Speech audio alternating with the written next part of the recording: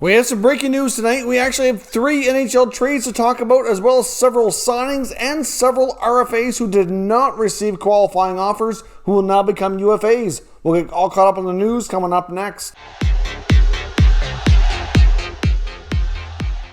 So welcome back to another video here at Top Shelf Hockey. Now, as I mentioned, we actually have a variety of things to talk about tonight. We actually have 3 somewhat smaller trades to talk about, and we also have a bunch of signings to get caught up on, and a bunch of RFAs who did not get qualifying offers that will be interesting because they will now hit the market along with the rest of the UFA crop starting on Wednesday. Now, amongst the trades, the most significant of the deals was Anton Stralman being traded from the Florida Panthers to the Arizona Coyotes.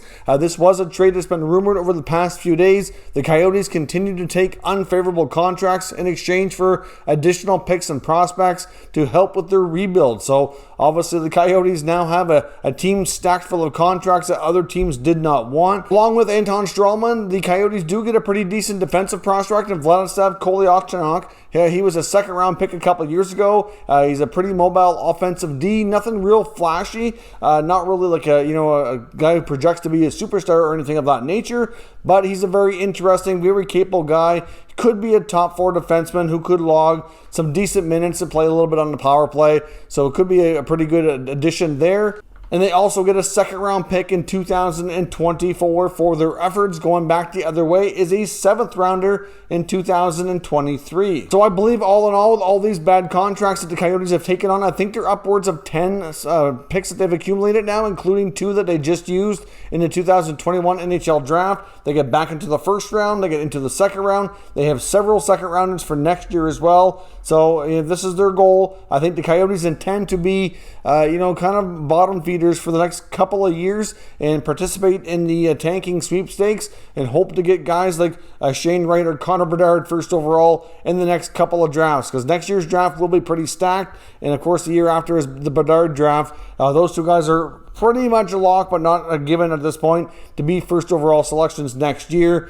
And it looks as though that's kind of the road they're taking here. So I would not expect the Coyotes to be too competitive over the next couple seasons. And I do think they're going to continue to make trades that I've talked about it in the last few days. They've got several players that they will consider trading and are taking calls on, including Dvorak and Keller and Kumper, Kessel, Schmaltz, you name it. If the guy's not named Jacob Chychrun, he's available. And all of the UFAs pretty much are going to market as well. So I'm not sure who's actually going to play on this team next year. We'll have to wait and see. It could be real interesting to see what kind of product they actually put on the ice come this fall. Now, another trade that we saw today was New Jersey and San Jose swapping younger players that are still kind of falling into that minor league / prospect category. The Sharks trade defenseman Christian Jaros to New Jersey in exchange for Nick Merkley. Now, Merkley was a pending RFA and did not get a qualifying offer, so there's no guarantee he'll actually be signed, but he could be signed for less money than it was due on the qualifying offer. That's a possibility. Christian Jaros was also due a new contract, but he did sign a 1-year, 2-way contract with the Devils shortly after the trade was completed. And then the third trade of the day was a more interesting one in a sense that it was actually between Toronto and Boston. You really never see these 2 teams hardly ever hook up. There have been times in the past that has happened. Generally has not worked out well for the Maple Leafs, but we don't really need to go there right now, like the Tuukka Rask deal, for example. But the Maple Leafs have traded away a young prospect. The Maple Leafs have traded a defensive prospect, James Greenway, who's been attending U.S. college hockey for the past 4 seasons, has split his time over 2 colleges, most recently at the University of Maine. He's actually the brother of Jordan Greenway, who plays for the Minnesota Wild. He's also quite a big boy himself, 6'4", about 205 to 210 pounds. Not a real flashy prospect, but still a big, strong defenseman who could come in handy. At this point, his rights were only going to be eligible to remain with the Maple Leafs until August the 15th because he was a draft pick back in 2016. So if they did not sign him by that date, then they would have lost him. He would become a UFA anyway. So it looks as though they're trying to do him a favor in a sense and get him to a team that would be more interested in signing him and could see him as being a part of their future plans. I'm not really sure why the Leafs don't really see a future with this guy. I mean, I don't really know a ton about the prospect, but from all indications point, though, like I said, he's a big, strong defenseman, even more of a stay-at-home kind of guy.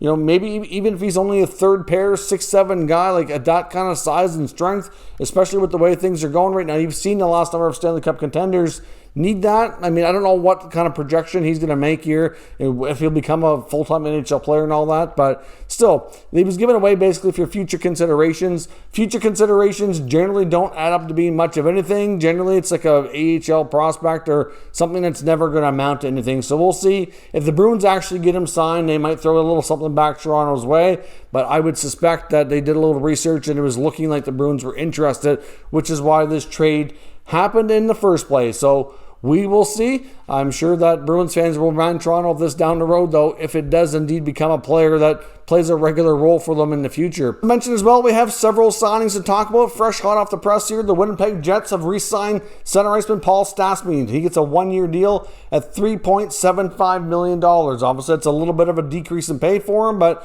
given where he's at in his career, makes sense. There's a good fit there between he and Winnipeg. There were reports earlier tonight that they were getting close and trying to work something out to keep him with the Jets organization. Of course, he's on his second stint. Both times he was traded to the Jets. Both times it worked out relatively well. I think he's probably going to have to play lower in the lineup, but it really boils down to what else they do for moves too. So the Jets are a team that are still trying to, I think, figure out a few additional pieces that try to get back to being what they were a few years ago, and that was closer to being a Stanley Cup contender. They've certainly taken a few steps back after having their blue line decimated, and obviously they traded line for Dubois and all that, so they have some things to get figured out with Winnipeg, but a little bit of continuity there, keeping Stastny in the fold on a decent contract will certainly help matters out. Now, we also saw the Florida Panthers sign newly acquired Sam Bennett to a 4-year times $4.4 million contract. Was acquired at the NHL trade deadline, played with the Panthers for the rest of the regular season and into the playoffs, had a pretty good showing, was putting up some really solid offensive numbers, played some of the best hockey we've seen him play at the NHL level, did get himself in a little bit of trouble in the playoffs with a suspension, but at the end of the day, it turned out to be a really good fit there. And of course, the Panthers now have a lot of the draft class that he was drafted with, including Aaron Ekblad and now Sam Reinhart as well. They are rumored to be working on an extension for Reinhart here and should hopefully have something figured out in the not too distant future. But as far as Bennett goes, I think that's an okay contract. I thought it might be a little bit much. I'm okay with the term. 4 years is fine. Obviously, given a short sample that he was with the team and really showed more of that offensive prowess that he had when he was in junior, just not real sure. But you know what? Things are projecting well for him in Florida. I hope it works out. I personally thought he might get a little less than that, but obviously, overall, it's not a terrible contract, that's for sure. The Chicago Blackhawks have re-signed forward Adam Gaudette to a one-year contract of $997,000. Gaudette was a pending RFA, was not tendered a qualifying offer, but is a prime example of just because guys are not qualified doesn't mean they're automatically gone from the organization. Could have become a UFA, but again, that's why the qualifying offers are usually always due a couple days before free agency starts, and then teams sometimes work out these kind of deals. Oftentimes, teams are willing to keep the player, just not for the amount of money that they would have had to go by based on the previous contract. So, good example of that here, and Gaudette remains with the Hawks on a short-term contract. The Minnesota Wild are bringing back third-string goaltender Andrew Hammond on a one-year, two-way contract again. He'll most likely play at their American Hockey League affiliate, but he gets league minimum at the NHL, and he's going to be making $200,000 at the AHL level, so a nice raise in pay for him to be at that level of goaltender. Of course, he's got a ton of experience and is a pretty solid American Hockey League netminder at this stage of his career, so nice to see the Hamburglers still sticking around. The Red Wings have signed defenseman Gustav Lindstrom on a 2-year contract valued at $850,000. Of course, he was a pending restricted free agent here as well. The Nashville Predators are bringing back big defenseman Ben Harper on a 1-year, $800K contract. Of course, Harper's been there now for a couple of years after being acquired from the Ottawa Senators. Not exactly, a big prominent guy, but still, it can be a guy who can play that third pair role, be a number 6'7" guy, big, strong defenseman, short term, not very big money, low risk contract. Overall, pretty easy deal here for the Predators to get done. The Florida Panthers have also, on top of signing Sam Bennett, signed a couple of their younger players as well, including Noah Juleson and Lucas Carlson. They both get 1-year, 2-way contracts, both paying them $150,000 at the AHL level and $750,000 at the NHL level. So that's all the signings there for now. There's bound to be a bunch more here in the coming days as many of these guys work things out. But there are some prominent players that were expected to be restricted free agents getting new deals are qualified, and we're not. So that means they're going to be becoming UFAs unless they do what Adam Gaudette did and quickly sign a new deal for slightly less money. A couple in Boston like Nick Ritchie and Andre Kasha. Not a huge shocker on Kasha given his injury history, but I really thought Ritchie would get qualified. But obviously the Bruins felt differently there. Like I said, though, they could re-sign him at less money, so it doesn't mean he's automatically gone. I know with the Vancouver Canucks, they did not qualify Jace Horlock or Petrus Palmu. The Oilers are now officially confirming they did not qualify Dominic Cahoon or Jujhar Khaira.